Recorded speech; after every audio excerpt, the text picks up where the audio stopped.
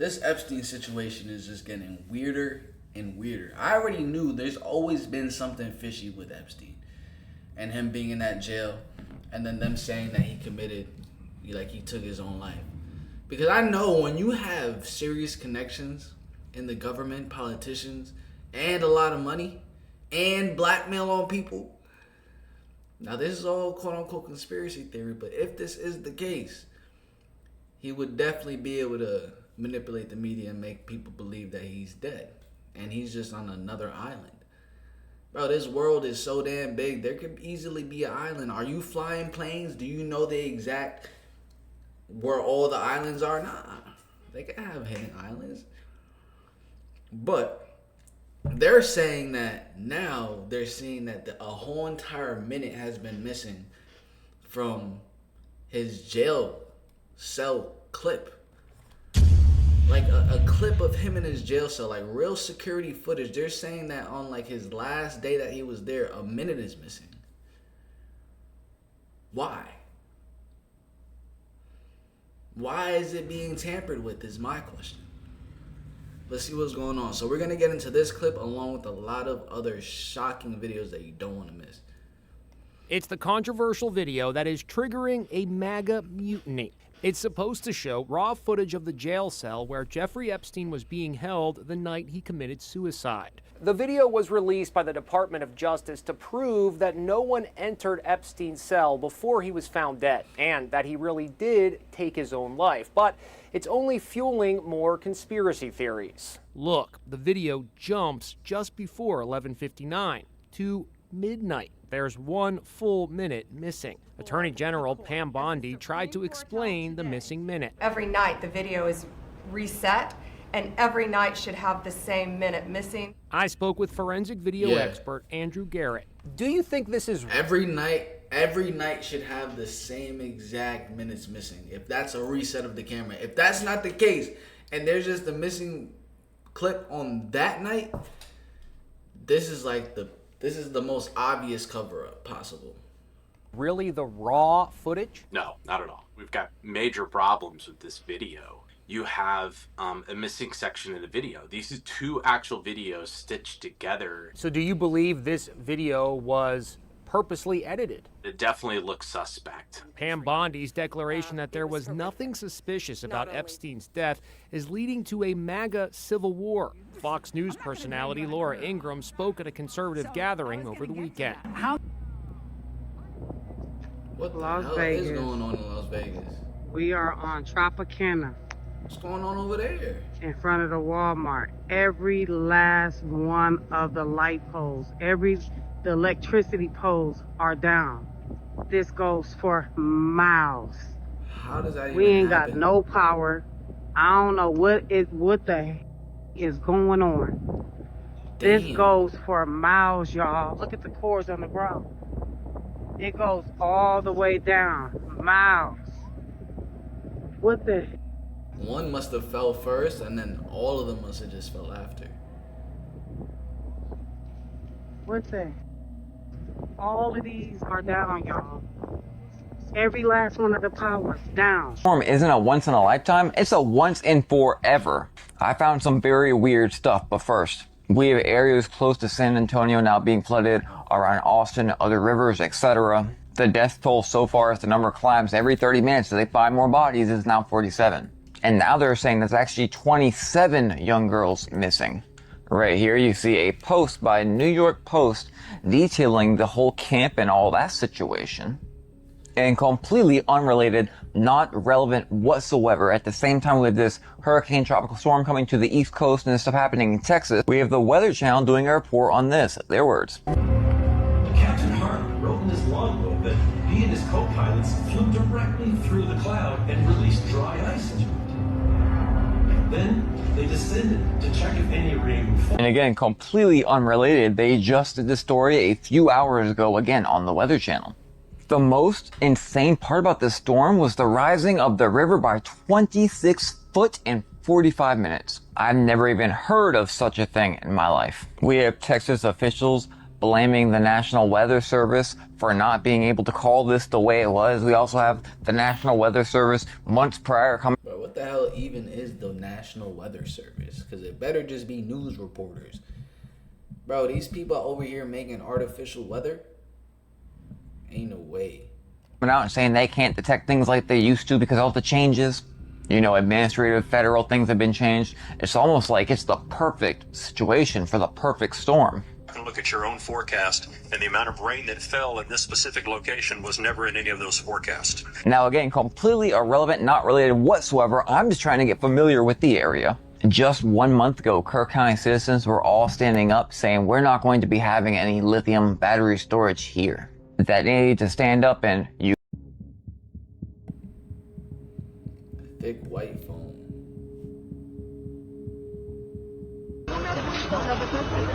Wait, hold up.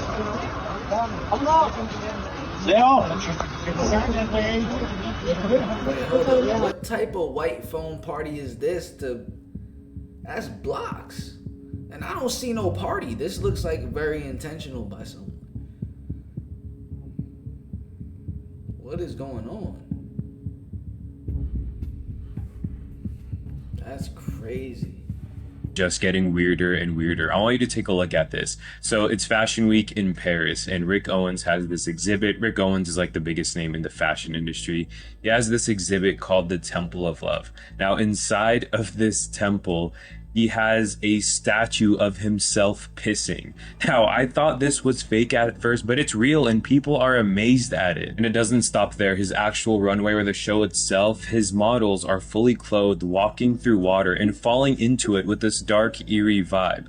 Now, what blows my mind is you have the top dogs in the industry watching these shows all in one place. I mean, you have Jay-Z, Beyonce, Bradley Cooper was there, Pharrell, and I can't help to think that these guys have to have the same thoughts as us. Like, this isn't normal. It's not just Rick Owens, it's most of the brands during Fashion Week or usually at any runway. I mean, I have never seen anyone wear any of these. What does it mean when we've reached a point to where we're disguising? But I mean, at that point, it actually is just like a fashion show. Like, he's just putting on a show. The towers inside of crosses at churches, placing them over elementary school cafeterias, over high school football fields. In fact, this one has two, disguised as palm trees where you run your errands. In the parking lot of the grocery store where you buy the food you eat. On the side of almost every road and in almost every neighborhood. And the nicer the neighborhood, the nicer the fake tree. Or how about the random fluorescent lighting that's been popping up around cities that apparently requires more than a bulb, pole, fixture, and wiring. I believe this is us slowly consenting to the beast system, which has always revealed itself on the outskirts of the cities, and subtly within, because even the double-cross power lines resemble the satanic Leviathan cross. The full Leviathan cross has a Ouroboros, which is a symbol that has surfaced along with many of the tech companies.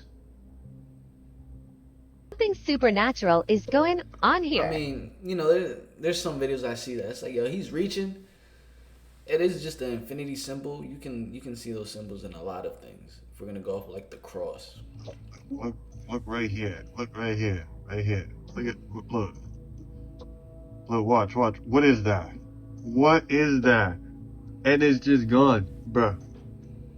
Look at this. It's there, and now it's not. It's there, and now it's not, bruh. What is that?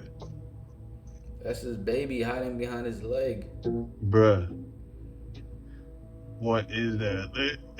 What is that? And then it's just gone. Bruh. What is that? One more time. Bruh. What is that?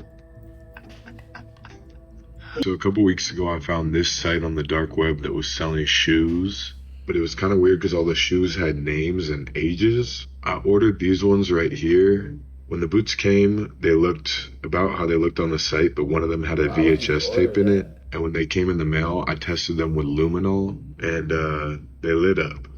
Now, I did get a VCR, and I was able to play the Schumann VHS. But I'm not watching no Schumann VHS game.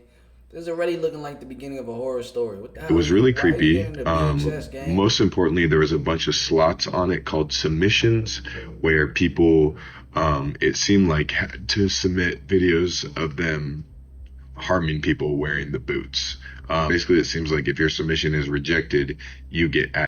Yeah, fuck no. I don't want to know. Yo, come on. We skipping that. Should I trust this guy? Is this man serious? This dude said, should I trust this guy? Yeah, go ahead, buddy. I don't know whatever happened to common sense. Like, you order from the dark web, and you think it's gonna be a good idea with whatever you get? Come on. Happy birthday, dear Tom. Happy birthday to you. Where's happy birthday, I said happy birthday, Blondie. Oh, how did I do that? Did you do it? I don't know. What did you do? That was weird. That wasn't Did me. you do it? That wasn't me. That was strange, wasn't it? What happened? From White Men Can't Jump seemed just a little out of place. The last words of Lee Harvey Oswald.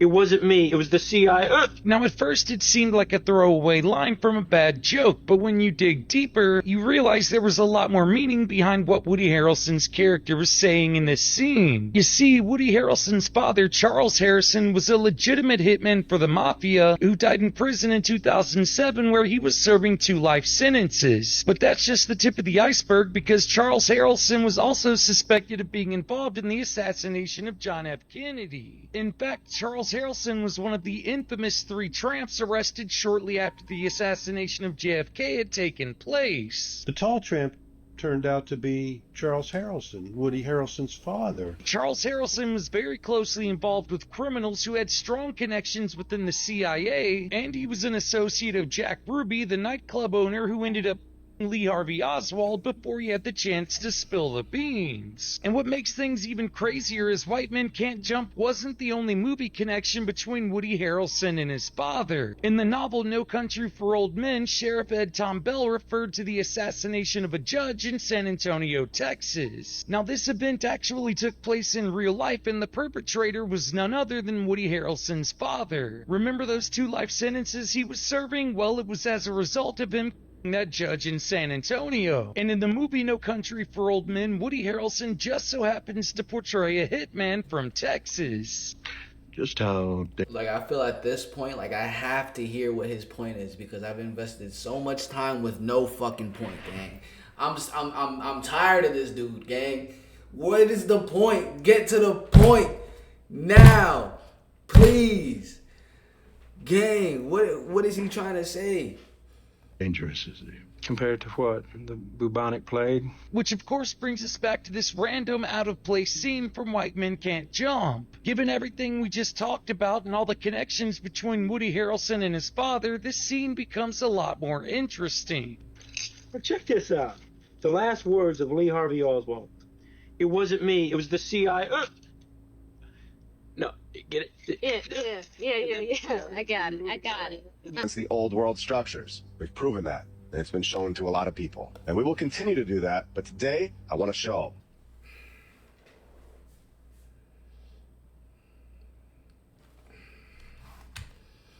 Alright, I hope you guys did enjoy this video. Because there was no point in that segment, gang. And I'm mad. I'm mad. I'm not gonna lie. I watched that entire clip. I was trying to listen to what he was saying. And he didn't say anything. It's still a W video though. W video, just here vibing with y'all looking at these different crazy clips. Now comment down below what you think about the Jeffrey Epstein situation though. Because that is weird. I say that if there's only like the couple minutes missing on that one night, then it's a complete cover up. But if it resets like that every single night and that's how the footage looks and there's like a weak spot. They don't have no damn weak spot for the recordings in prison, gang. What do you mean? They have to record 24/7 literally. They can't miss a minute. That's not an excuse. Not gonna lie. I'm over here trying to give them like the benefit of the doubt. And no, there's actually no excuse at all. That's a federal prison. You know what I'm saying? You have to go back and have records. You can't have no blank spot in security, especially when you want to go back and look at documents. You can't have that. Honestly, even if they go back and they look at the documents, the recordings from every other night, and they are a minute or whatever so missing, then still wouldn't believe it, gang. Still wouldn't. Because, like, they could have, I don't know. But it gets real deep. And I'm not even trying to go that deep. Because when it comes to these theories, it could go down and down. I'm not even trying to get that deep. Comment down below your thoughts in the comment section. I'm going to catch you guys in the next one.